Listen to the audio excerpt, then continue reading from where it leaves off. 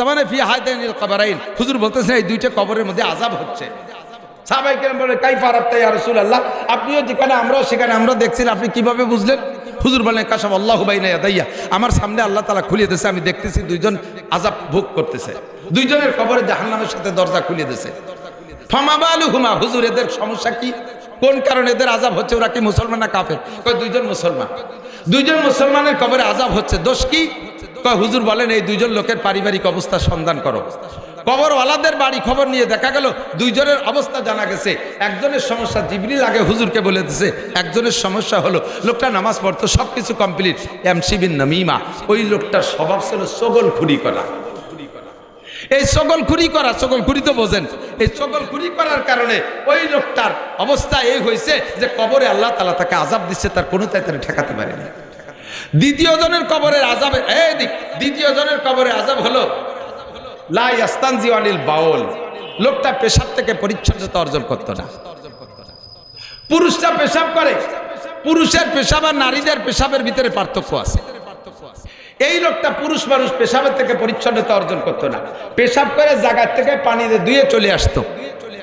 পুরুষের পেশাবের অবস্থা ভিন্ন রকম, পুরুষের পেশাব নালী সরু, পুরুষে যখন পেশাব করতে বসে তখন এই সরু নালীটা আঁকা বাঁকা হয়ে যায়। পেশাব করার পরে মোড়ে মোড়ে এখানে ওখানে দুই এক ফুট আটকে থাকতে পারে, যখন সোজা হয়ে দাঁড়ায় তখন ওই আটকে থাকা পেশাবটা ধীরে ধীরে নিচের দিকে পড়তে থাকে, নিচের দিকে যায়। যদি সেখানে ঢিলা ধরে ওই পেশাবটা ধরে না রাখা হয় তাহলে ওই পেশাব 2 ফুট পড়ে লাগবে গায়ে, লাগবে কোথায়? গায়ে। তো নামাজের 1 নম্বর ফরজ হলো শরীর পাক। যারা পেশাবের থেকে পরিচ্ছন্নতা অর্জন না করে, পেশাবে ঢিলা ব্যবহার না করে, ওই লোকের পেশাব শরীর পাক থাকে না। ওই লোকটা যত সুন্দর করে নামাজ পড়ুক, ওই নামাজে ওকে জাহান্নামের আগুন থেকে বাঁচাইতে পারবে? আপনার সব ঠিক আছে, কিন্তু আপনার এই পিন পড়ে গেছে, পেশাবে ঢিলা ব্যবহার করেন নাই।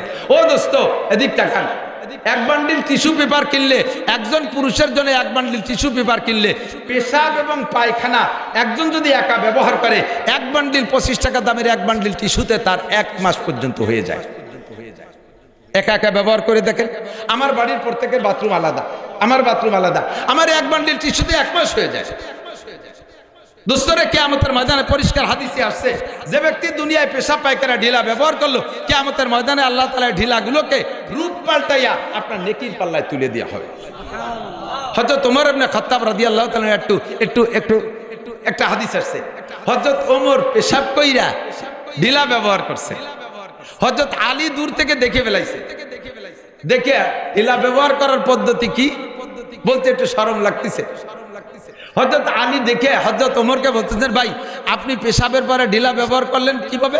কয় যে হুজুর বলছেন যে পেশাবে যে ঢিলা ব্যবহার করা হবে, পায়খানায় যে ঢিলা ব্যবহার করা হবে, কিয়ামতের ময়দানে এইটা নেকির পাল্লায় তুলে দেওয়া হবে। এই জন্য আমি পুরো দুনিয়ারে ঢিলা বানাই ফেলাইছি, সারাটা দুনিয়ারে একটা কুলুক বানাই ফেলাইছি, যেভাবে করলে হয় যাতে সারা দুনিয়া আমার নেকির পাল্লায় উঠাই দেওয়া হয়। আসলে হিসাব হলো আমি যে যতগুলো ঢিলা ব্যবহার করব, এই ঢিলাগুলোর সংখ্যা হিসেবে কিয়ামতে নেকির পাল্লায় উঠবে। ও দোস্ত, মহিলাদের পেশাবে ঢিলা লাগে না, পুরুষের পেশাবে ঢিলা লাগে। আপনি যদি ঢিলা ব্যবহার না করেন, 1 নম্বরে শরীর নাপাক, 2 নম্বরে কাপড় নাপাক, শরীর নাপাক আর কাপড় নাপাক, আপনার নামাজ শেষ। আপনি যত বড় সূরা দিয়ে রুকুর ভিতরে সুবহানাল্লাহিল আযীম 39 বার, সিজদার মধ্যে 41 বার মেরে দিয়েছেন, তাতেও আপনার নামাজ হবে না। আপনি বেনামাজি হিসেবে 1 ওয়াক্তের নামাজের কারণে যেমন 80 হুকবা জাহান্নাম, আপনি নামাজ পড়ার পরেও আপনি 80 হুকবা জাহান্নামে পড়তে হবে আপনাকে। কাজে আজ থেকে আমরা পুরুষরা ঢিলা ব্যবহার করব, প্রত্যেকের পকেটে ঢিলা রাখবেন। আরে মুসলমানের পকেটে কেন ঢিলা থাকবে না? ঢিলা কেন থাকবে না? এখন সহজ হয়ে গেছে, মাটির ঢিলা না, টিস্যু পেপার ব্যবহার করলে পরিষ্কার হয়ে যাচ্ছে, এটা পকেটে কেন থাকবে না? 1 নম্বরে আপনি ঢিলা ব্যবহার করবেন, শরীর পাক। যদি আপনার শরীর না পাক থাকে, নামাজ, মা বোনরা এদিক থাকেন, ছোট বাচ্চা, দুধের বাচ্চা কোলে পেশাব করে দিয়েছে, একটু হাত দিয়ে কোষ মারে ফেলাই দিয়ে ও জায়গায় একটু পানি ছিটে দিয়ে নামাজে দাঁড়াই গেছে। আবার আপনার বাচ্চা আপনার কোলের মধ্যে পেশাব করলো, আপনি তো দোলেন না, কয় যে ও ফেরেশতা, ওনারটা বলে ফেরেশতা। ফেরেশতার নাম কি? কয় নান্টু।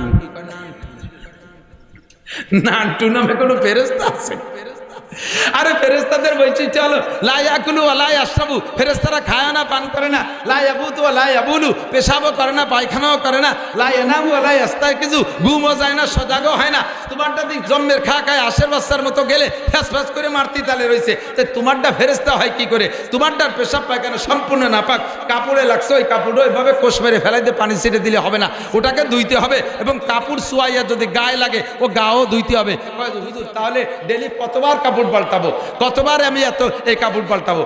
এত কাপড় তো আমার নেই। হ্যাঁ, আপনার কাপড় বেশি নাই, ঠিক আছে, নামাজের জন্য একটা কাপড় আলাদা করে রাখবেন, আপনার স্বাভাবিকভাবে ডেলি ব্যবহার করার কাপড় ব্যবহার করবেন। আপনি নামাজের জন্য যে কাপড়টা রক্ত হইলে পরনের কাপড়টা পাল্টাইয়া নামাজের কাপড় পরে আপনি নামাজ পড়েন, আবার আপনি পাল্টাইয়া সেই কাপড়টা পরেন, তাহলে আপনার নামাজ সুন্দর হবে। মা বোনরা এই জায়গা থেকে দারুণভাবে অলস। এ ভাই এদিক তাকান, যারা গরু পালেন, ষাঁড় পালেন, বলদ পালেন, এই ইমামে আবু হানিফা রহমাতুল্লাহ আলাইহি শরীয়তে সব কিছু ভিতর ধরে মেপে দিয়েছে। বলদ গরু, ষাঁড় গরু পেশাব করলে 5-7 সেটে কয়াত, আর গাই গরুতে পেশাব করলে 8-8 সেটে। গাভী দোয়ানোর সময় 90% গাভী দুধ দোয়ানোর সময় পেশাব করে দেয়। যিনি গাভী দোয়াচ্ছেন উনি মহিলা হইলে বা পুরুষ হইলে একটু হাতুনটা বা এই কলসটা বালতিটা ধরে মুড়াইয়ে পাশা ফিরে দিয়ে আর একদিক ফিরে বসে, উনার ভিটির উপর দিয়ে ছিটে যায় দুধের মধ্যে পড়তেছে, সেই দুধ নিজেও খাচ্ছে আর বেটাকে খাওয়াই দিচ্ছে। বাটিপাড়ার বাজারের থেকে একবার 10 কেজি দুধ দিছি, 10 কেজি দুধ নিয়ে সেই দুধ খাইতে পারি নাই। প্রথম যেটুক জাল দিছে সেইটুকির ভিতরে পুরো গরুর ছানার গন্ধ, সেই থেকে তওবা করছি আর বাজারে দুধ খাই না, এখনো দুধে গাই পানি। এই দিন বইরে গায়ের গ্যাস কেটে বেড়াই যে বাজারে দুধ খাওয়ার কায়দা নাই, ওই পেশাব করছে, সেই অবস্থা আমার আপনার খাওয়াই দিছে, হারাম খাওয়াইছেন, আপনি কিয়ামতে দায়ী হয়ে যাবেন। এবার আপনার আর একদিক ফিরে বসছেন, আপনার গায়ে গাভীর পেশাব সিটে লাগছে, আপনি নামাজি মুসলমান, সময় মতো ওযু বানায় নামাজ পড়ছেন, আপনি কাপড়টা চেঞ্জ করেন নাই। লা ইস্তানজি আনিল বাউল, হুজুর বলেন ওই লোকটা উট চড়াইতো, দুম্বা চড়াইতো, গরু চড়াইতো, ঘোড়া চড়াইতো, গাধা চড়াইতো, সেখানে পেশাব থেকে পরিচ্ছন্ন থাকতো না, বিদায় তার নামাজ হয় নাই। আর আযাবুল কবর, নামাজ কবর আযাব মাফ হওয়ার জন্য 5টা কি বলা হয়, নামাজে 5টা পুরস্কার, তার ভিতরে 2 নম্বর পুরস্কার হলো নামাজি ব্যক্তিকে আল্লাহ তাআলা নামাজের ওসিলায় কবর আযাব মাফ করে দেয়। এখন যদি নামাজই না হয় তাহলে আপনার কবর আযাব মাফ হবে কি করে? কাজে আপনাকে পেশাব থেকে পরিচ্ছন্ন থাকতে হবে। নারীদের পেশাবে ঢিলা লাগবে না, পুরুষের পেশাবে ঢিলা লাগবে, তবে নারী পুরুষ সকলের পায়খানায় ঢিলা ব্যবহার করা জরুরি। বিশেষ করে পুরুষের চাইতে মহিলাদের পায়খানার ঢিলা বেশি ব্যবহার করা জরুরি। কিন্তু আন্তর্জাতিক খ্যাতি সম্পন্ন ওয়ালস বিটিরা পায়খানায় মোটে ঢিলা ব্যবহার করবে না। মহিলাদের পায়খানার ঢিলার প্রতি গুরুত্ব বেশি, কেন? তাদের হাতের মই মশলা আমরা খাই, যদি তারা পায়খানা ঢিলা ব্যবহার না করে তাহলে হাতের করের ভিতরে একটু একটু করে থেকে যাবে, বছরে যা আপনার খাওয়াই দেবে তা গুছালি পিরায় 1 ওয়াক্তের পায়খানার সমান হয়ে যাবে। একটু ভালো হইলে বাঙ্গায় না, কলিপাড়া ভিতরে হিট করে না। তো এই নাবাকার পায়খানা গুমুদ যাতে আমরা না খাই, এজন্য মহিলাদের ব্যাপারে তদারকি করবেন। উন্ডা জন্মের অলস, এই আপনি তবলিগে যাচ্ছেন, বাথরুমের ভিতরে 1 বান্ডিল টিস্যু ঝুলোই থিয়ে যাবেন, বউরে কয়ে যাবেন যে দেখো এই টিস্যু ব্যবহার করো, দেখবেন যে আপনি 1 মাস পরে 40 দিন চিল্লে দিয়ে এসে দেখবেন সেই টিস্যুর প্রতি বাঁকড় সাহেব বাসা বাঁধিয়ে ফেলাইছে, উনি খুলিও দেহে নেই। ঠিক কি ঠিক না? আসেন এরপরে মাসালা, আমরা ওযু বানাইয়া কাপড়টা সুন্দর করে পরবো। নামাজের ভিতরে কাপড় পরি, এমনি সময় টাকনু শুয়ে লুঙ্গি পরি, নামাজের সময় একটু উঠোই পরি, এমনি সময় টাকনু শুয়ে প্যান্ট পরি। এই হাদিসে আছে ক্বালা রাসূলুল্লাহ সাল্লাল্লাহু আলাইহি ওয়াসাল্লাম মান জাররা ইজারাহু বাতারা লাম ইয়ানজুরিল্লাহু ইলাইহি ইয়াওমাল কিয়ামাহ। যেই ব্যক্তি টাকনু শুয়ে কাপড় পরে, এদিক যেই ব্যক্তি পুরুষরা টাকনু শুয়ে কাপড় পরে, লাম ইয়ানজুরিল্লাহু ইলাইহি ইয়াওমাল কিয়ামাহ, ওই লোকটা নামাজ পড়ুক, রোজা রাখুক, হজ করুক, যাকাত দিক, তাবলীগ করুক, সরবরাই করুক, যত বড় পীরের মুরিদ হোক না কেন, ওই লোকটা হজ করুক আর উমরা করুক, কিয়ামতের ময়দানে ওই লোকটার দিকে আল্লাহ ফিরেও তাকাবে না। আমরা মনে করি এই টাকনু শুয়ে কাপড় শুধু নামাজের ভিতরে, ও দোস্ত এইটা সর্বক্ষণ। এ আমার যুবক ভাইরা, টাকনু শুয়ে টাকনুর নিচে কাপড় পরবা না, প্যান্টারে কাইটা খাটো করো। আমরা এমনি সময় লম্বা থাকে, নামাজের সময় একটু ভাঁজ দেই, 2-4 বার উঠতি বসতি, সে জায়গা মতো খুলিয়ে জায়গায় চলে যায়। প্যান্টারে বানাইছে এমন ভাবে টাকনুর নিচে দিয়ে যাইয়ে স্যান্ডেলের নাহের দেখতে বার হয়ে গেছে, আর তার তলায় কোনো কাপড় নাই। সিজদা বা রুকুতি যখন যায় তখন খেলা দেখা যায়। দেখছেন না আপনারা? আমি বানাই বলি, গেঞ্জিটা আর প্যান্টার মুখ দাঁড়ালি সমান সমান, 70 টাকা আছে, বাস দোষ নেই।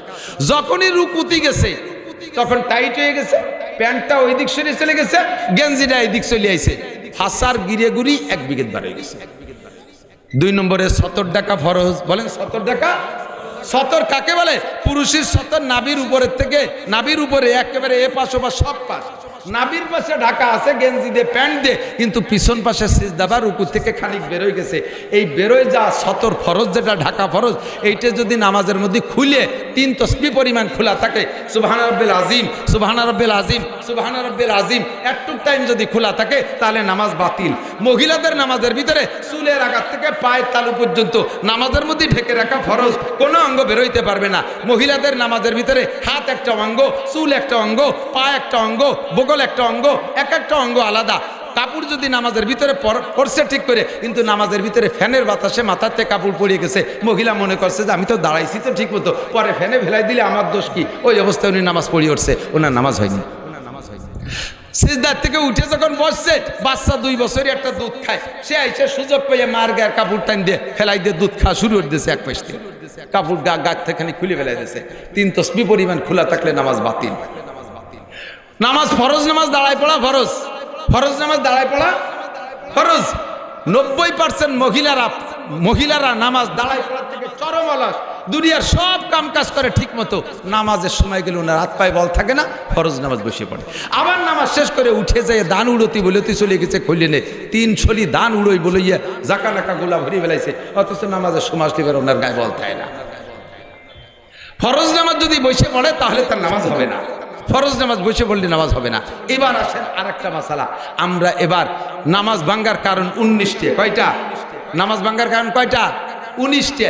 এই নামাজ ভাঙ্গার কারণগুলো আমার অহরহ ঘটে যাচ্ছে, অথচ আমি না জানা থাকার কারণে আমার নামাজ আমি পড়িয়ে যাচ্ছি, আপনার নামাজ হচ্ছে না। যেমন এদিক থাকান, তার ভিতরে নামাজ ভাঙ্গার কারণ 19টের ভিতরে 1 নম্বর কারণ হলো নামাজে কেরাত অশুদ্ধ পড়া। নামাজে কেরাত শুনবো, ইন্টারভিউ নেব নাকি? ইন্টারভিউ নেব? আমি জানি দেখতে যত সুন্দর ডকের, আসলে অত ডকের না। তবলিগে 3 চিল্লাতেছে, অথচ আজও পর্যন্ত কোরআন শরীফ শুদ্ধ করে পড়তে পারে না। বেশ কয়েক বছর আগে এই পাশের নাম আমি ভুলে গেছি, ওই যে ফোম কোম্পানিতে চাকরি করে না, যেন ফোমের ব্যবসা করে, কি যেন নাম, ওই ব্যাসপুরীর ওই পাশে ইবাদতের মাহফিলে আমি আসছি।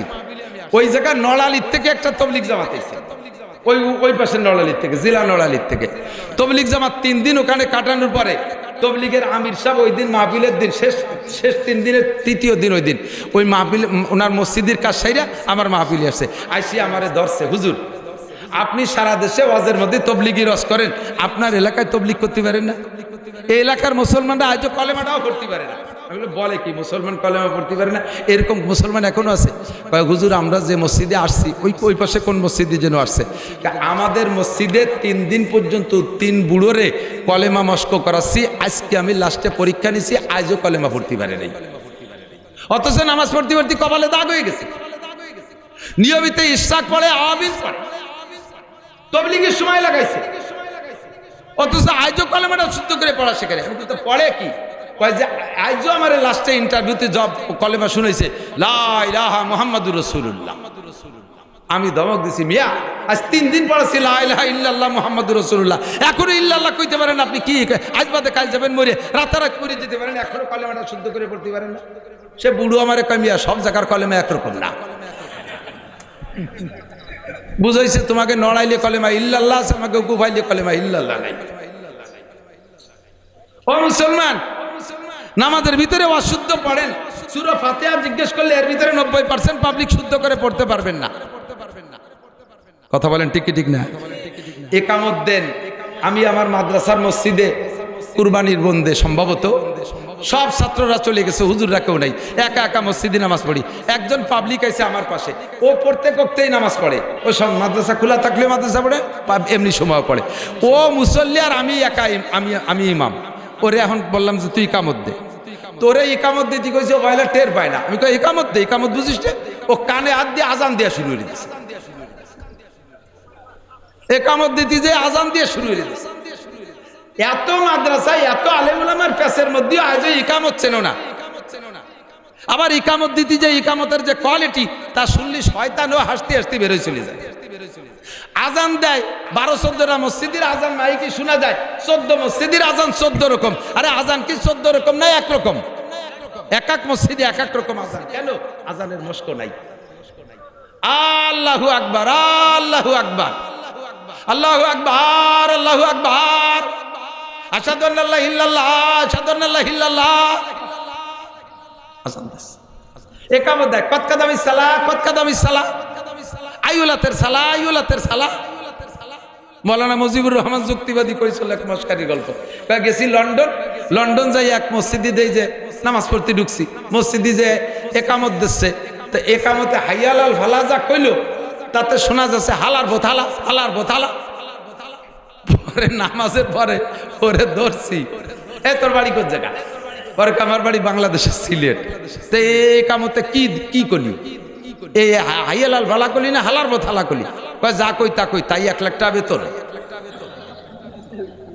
তো জীবন ভরে 1 লাখ টাকা বেতন খাইলা আর হাইয়াল আল ফালাটা ঠিক করে বলা শিখলে না। এর ভিতরে একামত বলতে মস্ক বলতে বললে 90% পাবলিক একামত ফেল করবেন। আমি একটু একামত মস্ক করাই। এই একামত মস্ক করানো ওয়াজটুক কিসসা কাহিনী আর দুনিয়ার আজেবাজে দিয়া 1000 বছর ওয়াজ করলে যে নেকি হবে, এই একামত মস্কের ভিতরে আপনি তার চেয়ে বেশি নেকি নিয়ে বাড়ি যাবেন ইনশাআল্লাহ। রাজি আছেন তো ইনশাআল্লাহ? একামত দেবেন, এদিক তাকান। আজানে পড়তাম দুই শব্দ একসাথে, আল্লাহু আকবার, আল্লাহু আকবার। বার করে টানলে আজান গলত, ওই আজান আবার দিতে হবে। আল্লাহু আকবার, আল্লাহু আকবার। আপনার ঈমান নষ্ট হয়ে গেছে। কি বলছেন আপনি জানেন? আল্লাহু আকবার মানে আল্লাহ সবচেয়ে বড়। যদি কেউ টান দেন তখন জিজ্ঞাসা হয়ে গেছে। আপনি তখন কেমন কাহারো কাছে জিজ্ঞাসা করতেছেন আল্লাহ কি বড়? আমার তো তা মনে হয় না। এ আল্লাহ বড় না ছোট? আল্লাহ যে বড় এইটা কি কাহারো কাছে জিজ্ঞাসা করবেন না স্বীকার করবেন? বলেন জিজ্ঞাসা করবেন না স্বীকার করবেন? কিন্তু আপনি যে আজান আর ইকামত দিয়েছেন আরে টান দিয়ে এটা আপনি জিজ্ঞাসা করে ফেলেছেন, হামজা ইস্তেফহাম, আল্লাহু আকবার। এরপর আবার আপনি বলেন আল্লাহু আকবার, আল্লাহু আকবার। এ আরেক মাইর কইছেন আল্লাহু আকবার। কি কইছেন জানেন? আল্লাহ বড় বেয়াদব, আল্লাহ বড় উশৃঙ্খল। আকবার মানে সবচেয়ে বড়, আকবার হলো শয়তানের সিফাত, শয়তানের গুণ হলো আকবার। আকবার মানে উশৃঙ্খল, আকবার মানে বেয়াদব, আকবার মানে উশৃঙ্খল। আল্লাহ কি বেয়াদব উশৃঙ্খল? কিন্তু আপনি বলছেন আল্লাহু আকবার, তার মানে আল্লাহ উশৃঙ্খল। তাহলে আপনার নামাজ কি হয়েছে? ইন্না সালাতা তানহা আলী, এই পিন পড়ে যাচ্ছে, এগুলো সব পিন পড়ে যাচ্ছে, বাল্ব টিউব খুলে যাচ্ছে, লাঙ্গলের ইস্তে খুলে গেছে। এর কারণে আপনার নামাজে আপনারা বিড়ির থেকে ফিরেতে পারে না, আপনার নামাজে আপনারা বেপরদার থেকে ফিরেতে পারে না, আপনার নামাজে আপনারা সুদে কারবারতে ফিরেতে পারে না, আপনার নামাজ আপনারা ঘুষ খাওয়া থেকে ফিরেতে পারে না, আইটালের থেকে ফিরেতে পারে না, জারি যাত্রা করসা গাজীর গান থেকে ফিরেতে পারে না, আপনার নামাজে আপনার ঠাউর বাড়ি মেলায় যাওয়ার থেকে ফিরেতে পারে না, মদ গাজায় আবা ফেন্সিডিল হিরোইন থেকে ফিরেতে পারে না, পরের জমি জাল দলিল করা থেকে ফিরেতে পারে না, জিনা ব্যভিচার থেকে ফিরাইতে পারে না, দুধে পানি দেওয়ার থেকে ফিরাইতে পারে না, মিথ্যে কথা থেকে ফিরাইতে পারে না। নামাজের দায়িত্ব ছিল এই সমস্ত আকাম থেকে ফিরানো, কিন্তু আপনি নামাজ জারি শুদ্ধ করতে পারেন নাই, এর কারণে আপনার কোনো আকাম থেকে ফিরেতে পারতেছে। কষ্ট হচ্ছে, অপ্রয়োজনীয় কিছু বলতেছি, সমস্যাগুলো আছে না নাই কথা বলেন। এরপরে এদিক তাকান, এবার একটু আজান একামতটা মস্ক করাই দে, এদিক এদিক আজান দেবে মুয়াজ্জিন। অনেকে আজান দেওয়ার জন্য পাগল, বুড়ো জীবন ভরে আজান দিয়েছে ভুল আজান। এ ফাঁকে যদি বুড়ো রাস্তায় দেরি দেখে কেউ শুদ্ধ আজান একটা দিয়ে ফেলে, বুড়ো গদগদ করে মসজিদে নামাজ না পড়ে আইটি চলে যায়, নামাজ পড়বো না, আমার আজান আর এক করে দিয়ে দিচ্ছে। তোমার আজান দিতে এত লোভ, তা তুমি যে ছাতা আজান দাও ওতে তো আজান হয় না। কয় যে হযরত বিলালের ভুল আজান, এটাও আমরা শুনছি। আরে ভুল আজানের অনুমতি আছে, আপনি ভুল আজানের অনুমতি আছে কখন জানেন? আপনার বিলাল রাদিয়াল্লাহু আনহু আশহাদু আল্লাহ কইতে পারতো না, আশহাদু কইতো। তার কারণ হলো উমাইয়ার বাড়ির গোলাম ছিল। হযরত বিলাল মুসলমান হওয়ার কারণে, কলেমা পড়ার কারণে উমাইয়া লোহা পুড়াইয়া হযরত বিলালের জিহ্বায় সেকা দিয়েছিল। সেই সময় জিহ্বাটা পুড়ে খাটো হয়ে গেছে, তাই সে আশহাদু শিন কইতে পারতো না, আশহাদু কইতো। আপনার জিহ্বে পুড়াইছে কোন উমাইয়া? এরপরে বিলাল 23 বছর নবী পাকের পিছনে পিছনে ঘুরে মস্ক করছে, তারপরও পারে নাই। আপনি কয়দিন মস্ক করছেন?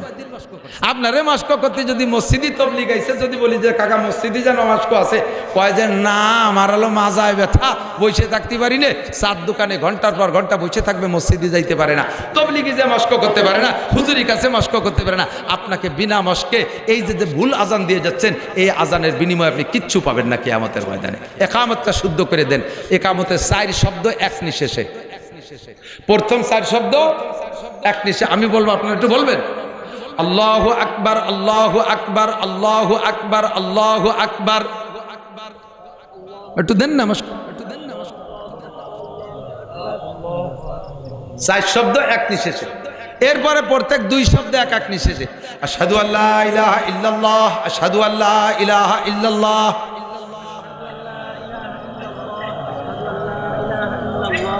আশহাদু আন্না মুহাম্মাদার রাসূলুল্লাহ, আশহাদু আন্না মুহাম্মাদার রাসূলুল্লাহ।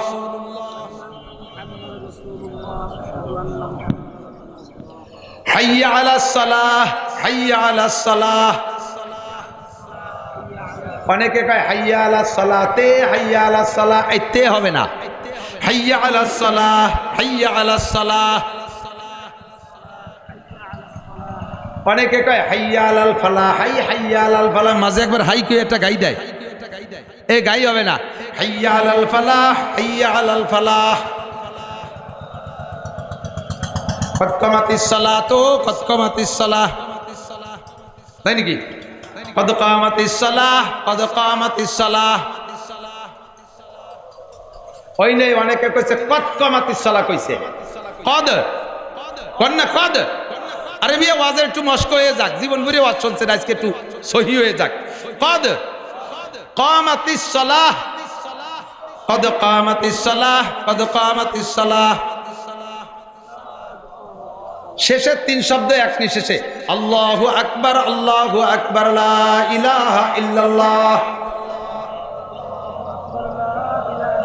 সারা জীবন ওয়াজ শুনে আর ওয়াজ করে যাই নাকি, আজকে একামতের মস্কে যদি তার চাইতে 1000 নাকি বেশি না পান, কিয়ামতে আমার কাছ থেকে বুঝে নেবেন। নবী পাক বলেন, মাজলিসু ফিকিন খায়রুম মিন ইবাদাতি 60 সানা। 60 বছর নফল নামাজ আর নফল রোজা রাখার চাইতে ও দোস্ত একটা মাসালা, এই মাসালা শিকার দাম আল্লাহর কাছে বেশি। এবার আমরা আমাদের কিরাত যেহেতু অশুদ্ধ, এদিক তাকান, হ্যাঁ ভালো করে মনে রাখেন, যাদের কিরাত অশুদ্ধ তাদের নামাজ হয় নাই, হয় নাই, হয় নাই। এই অশুদ্ধ কিরাত দিয়ে বাকি জীবন নামাজ পড়বেন, হবে না, হবে না, হবে না, পড়ছে না পড়লেই হয়। পাকা সিদ্ধান্ত নিয়ে ফেলাইছে একজন, নামাজই পড়বো না, কিচ্ছু আসে যায় না, তাই বলে আমি ছাড় দিতে পারবো না। আজ আবারেন হরিয়েন, আমার পাশার সামলা থাকবে না। আমি আমার জায়গায় টাইট। অশুদ্ধ কিরাতে যারা পড়ছেন কিছু হয় নাই, সামনেও হবে না। একটা অপশন খোলা আছে, বিগত ভুল নামাজগুলো শুদ্ধ হয়ে যাবে। একটা অপশন খোলা আছে, সেটা হলো আজকে রাত্রে প্রতিজ্ঞা করতে হবে, আগামীকাল সকালবেলা নাদিয়া কায়দা কিনে এই মাদ্রাসায় হুজুরির কাছে পড়বো, অথবা আমাদের মসজিদের ইমাম সাহেবের কাছে ভর্তি হয়ে যাব, হুজুরির কাছে আলিফবা থেকে পড়া শিখবো। এই কোরআন শরীফ আমি শুদ্ধ করে না পড়া শিখে দুনিয়া থেকে মরবো না, এই প্রতিজ্ঞা করে ভর্তি হবেন। এখনই নিয়তটা করে ফেলেন যে আমি কোরআন শরীফ শুদ্ধ করে পড়া শিখবো। আরে সারা জিন্দেগি নামাজ পড়লাম, তা যদি নাই হলো, তাহলে এই নামাজ দিয়ে কি হলো? আর কিয়ামতে আমাকে যদি নামাজ পড়ার পরেও সাজা খাটতে হয়, তাহলে আমি এরকম নামাজে আর কি হলো? আমি নামাজ শুদ্ধ করে পড়া শেখার জন্য কোরআন শরীফ শুদ্ধ করে পড়া শিখবো। এই প্রতিজ্ঞাটা এখন করেন। ফজরের আগে যদি আপনি মারা যান, ফজরের আগে যদি আপনি মারা যান, বিগত জীবনের সমস্ত ভুল নামাজকে আল্লাহ তাআলা শুদ্ধ করে আমল নামা ভরিয়ে দেবে। আহা, জজবা তৈরি করতে পারলাম না, বোঝেন নাই কথা? নিয়ত করতে হবে আমি কোরআন শরীফ কালকে থেকে পড়া শেখা শুরু করব। মহিলাদের কোরআন শরীফ, মহিলারা একটু কোরআন শরীফ বেশি পড়ে, কিন্তু কিচ্ছু হয় না, কিচ্ছু হয় না। ওই এক সময় কইতাম, আর ব্যাঙ্গা নিয়ে সালাম দিছি, বিটিরা একটু রাগ হয়। মক্তবের হেলপারি তো করছি আমি, জানি কে কেমন পড়ে। আল্লাহু আকবার, কিচ্ছু হয় না। অথচ রমজান মাসে 5 খতম দিয়ে দেয়, মাসে মাসে খতম একটা দেয়, কিচ্ছু হয় না। শুদ্ধ করে না পড়ে, অশুদ্ধ যদি 1000 খতম পড়েন, তার চাইতে একটা হরফ শুদ্ধ করার জন্য মেহনত করলে আল্লাহ বেশি রেখে দান করবে। এজন্য মেয়েদের মহিলা মাদ্রাসায় যাওয়া ফরজ হয়ে গেছে। মেয়েদের মহিলা মাদ্রাসায় যাওয়া ফরজ। আপনারা আমরা ভুল করছি, আমরা বড় হয়ে গেছি, সময় নাই আমাদের। আমি তবলিগে গেছি, 13 সালে তবলিগে গেছি, 20 জনের একটা জামাত নিয়ে গেছি, স্টুডেন্ট নিছি, স্কুল কলেজের ছাত্র নিছি 12 জন, আর পাবলিক বুড়ো নিছি 4 জন, এই 16 জন, আর আমরা হুজুর ছিলাম 4 জন। তার ভিতরে খায়রাটের ওই মৌলানা আবুল খায়ের সব ছিল, আবু সাইদ ভাই ছোট ভাই আবুল খায়ের ভাই ছিল। আমরা 4 জনে মেহনত করিয়া 12 জন যুবকরে আলিমবা থেকে পড়াইয়া এক সিলের ভিতরে মাত্র 38 দিনে কোরআন শরীফ শিখাইয়া এরপরে 8 পারা সবক